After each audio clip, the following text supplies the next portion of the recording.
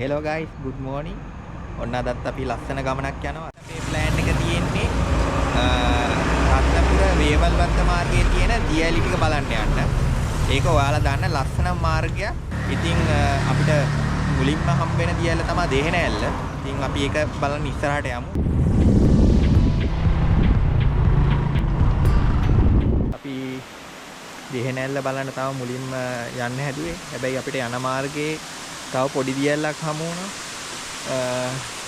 ඔයාලට මේ හරියෙන් පේන ඇති උඩට වෙන්න වගේ මම ලස්සන ළඟට කරලා වීඩියෝ එකක් ගන්නම්. මේ දියැලට කියන තමයි කටුකිතුල් ඇල්ල. මේකත් ඔයාලා දෙහෙනැල්ලට යද්දී මේ වේවැල්වත්ත මාර්ගයේදී හමු වෙන ලස්සන දියැලක්.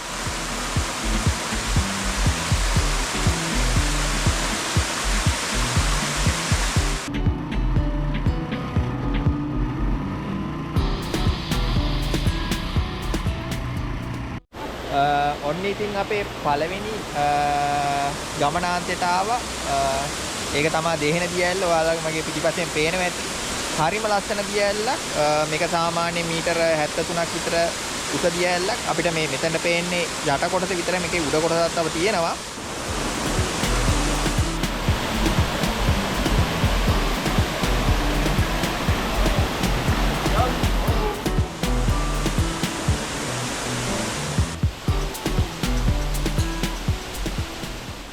දෙහෙන දියැල්ල ළඟටම ආවා. ඔයාලට මගේ පිටිපස්සෙන් පේනවා ඇති. හරිම ලස්සන දියැල්ලක්. ඔයාලට මෙතනට ආවම ඇත්තටම දියැල්ල ළඟටම එන්න පුළුවන්. අනික මේක මේ මැප් එකේ ලකුණු කරලා තියෙන්නේ. ඒක හින්දා ඔයාලට දෙහෙනැල්ල තියෙන ලොකේෂන් එකත් හරි පහසුවෙන් හොයාගන්න පුළුවන්. ඔන්න ඉතින් අපි දෙහෙනැල්ල බල් ඉවරයි. මං හිතන්නේ අපිට ඊළඟට හම් වෙන දියැල්ල අලුපොළ ඇල්ල.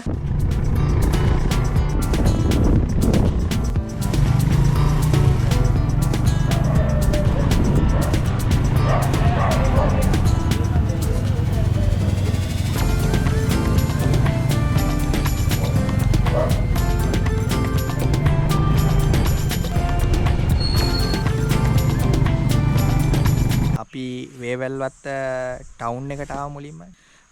ඒ වේවැල්වත්ත ටවුන් එකට ආවම එතනින් උඩට තියෙන අලුපොළ දියැල්ලට යන පාර.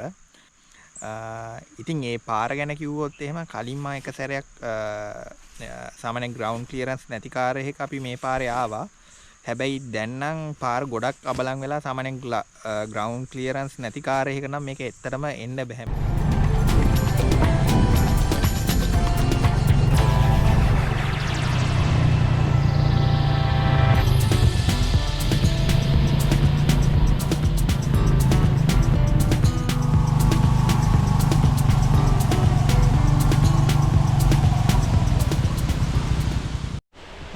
යාළුවනේ ඔයාලට මගේ පිටිපස්සෙන් පේනවා ඇති අලුපොළ දියැල්ල. ඉතින් හරිම ලස්සන දියැල්ල. අපිට අර මෙතන පල්ලයට බහින්න තැනක් තියෙනවා ඇත්තටම අර හරියේ. එතනින් තමයි පල්ලයට බහලා යන්න ඕනේ. මම මෙතන නතර කරපු හේතුව තමයි අපි ඒ හරියට ගියොත් අපිට දියැල්ලේ සම්පූර්ණ view එක බලා ගන්න බෑ.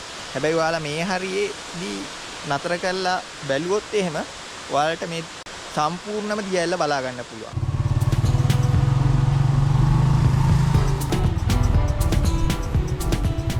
ඔන්න ඉතින් අපි දියැල්ලට බහින ස්ථානට ආවා. මෙතනින් තමයි දියැල්ල ගාවට යන්න ඕනේ.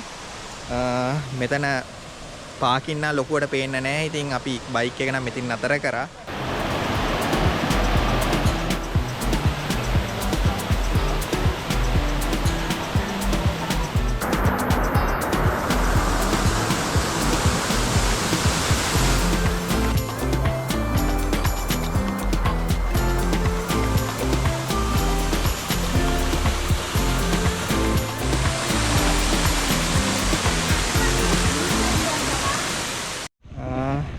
ඔන්න යාළුවනේ අපි දැන් අලුපොළ දියැල්ල බලලා බේරුවත්ත දියැල්ල බලන්න තමයි යන්න හදන්නේ. ඉතින් ඒකත් වේවැල්වත්ත ළඟම තියෙන දියැල්ලක්. ඔයාලට මැප් එකෙත් එක පහසුවෙන් හොයාගන්න පුළුවන්. ඉතින් අපි බේරුවත්ත දියැල්ල බලන්න ඉස්සරහට යමු.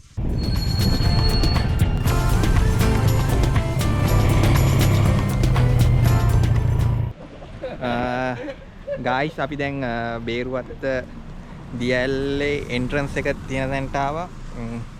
ඇත්තටම එන්ට්‍රන්ස් එකකට මේ ගල්ලඩි පාරක් තියෙනවා. ඔයාලට පිටිපස්සෙන් පේනවා ඇති. මෙතනින් උඩට යන්න ඕනේ. එහෙම අර වෙනම එන්ට්‍රන්ස් එකක් නැහැ. මං හිතන්නේ මේ වත්තක් ඇතුලෙන් තමයි පාර තියෙන්නේ. අපිට වතුර පාරකුත් ක්‍රොස් කරන්න උනා අර පිටිපස්සෙන්. මම හිතන්නේ වැස්ස දාන්න එතන ටිකක් වතුර පාරක් එනවා ඇති. ඒකින්ද කොයිද ඒ දණ්ඩකුත් දාලා තියෙනවා.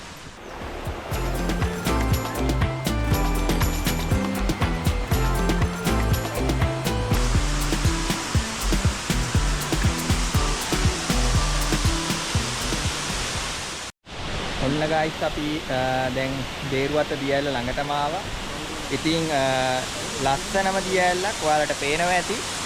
ඉතින් අපි ඒකේ වීඩියෝ ටිකක් අරගෙන මම මේකට දාන්න. ඔයාලා බලන්න කොච්චර ලස්සන දියඇල්ලක්ද මේ බේරුවත්ත දියඇල්ල කියන්නේ.